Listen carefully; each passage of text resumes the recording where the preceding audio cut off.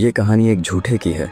कहानी में असली मज़ा तब आना शुरू होता है जब झूठे को शुभ चतुर मिलता है, जो उसे 4 ऐसी बातें बताता है जो आगे चलकर उसके बहुत काम आने वाली थी। मैं दावे के साथ कह सकता हूँ, आज वाली कहानी आपको अत्यंत चौंकाने वाली है, जिसका ज़बरदस्त क्लाइमैक्स आपको रोमांचित कर देगा।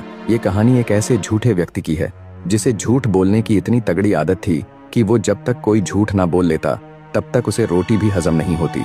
पूरा गांव चंद्र यानी उस झूठे आदमी की आदत से बहुत दुखी था, क्योंकि उसकी हर बात पर झूठ बोलने की आदत ने पूरे गांव को इस कदर तक बदनाम किया हुआ था कि अब उनके गांव में कोई अपनी लड़की या लड़के को ब्याहने के लिए भी राजी नहीं था।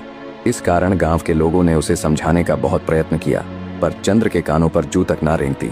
थक हार कर गांव वालों ने पंचायत बिठाई और आपस में सलाह मशवरा करते हुए निर्णय लिया कि सब अपनी तरफ से चंदे के रूप में थोड़े थोड़े पैसे देंगे और उन इकट्ठे हुए चंदे के पैसों को वो उस झूठे यानी चंद्र को दे देंगे और उसे गंगा जी में स्नान करके आने के लिए कहेंगे।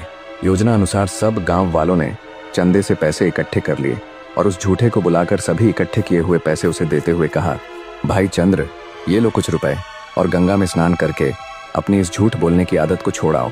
झूठे ने खुशी खुशी गांव वालों की बात मान ली और इकट्ठे किए हुए रुपए ले चल पड़ा गंगा स्नान करने को।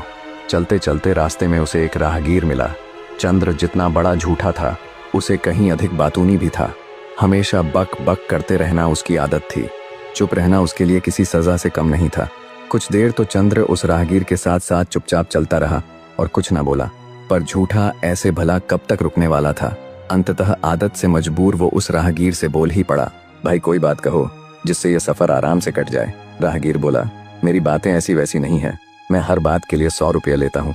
अब झूठे की जेब में तो गांव वालों के दिए हुए पैसे थे ही, तो बोला, ठीक है सुनाओ भाई, मैं तुम्हें पूरे 100 रुपये ही दूंगा। राहगीर बोला, कहाँ जा रहे हो तुम? झूठा बोला, गंगा स्नान करने। राहगीर बोला, तो मेरी ये बात याद रखना, स्नान के लिए हमेशा घाट छोड़कर औघट नहाना।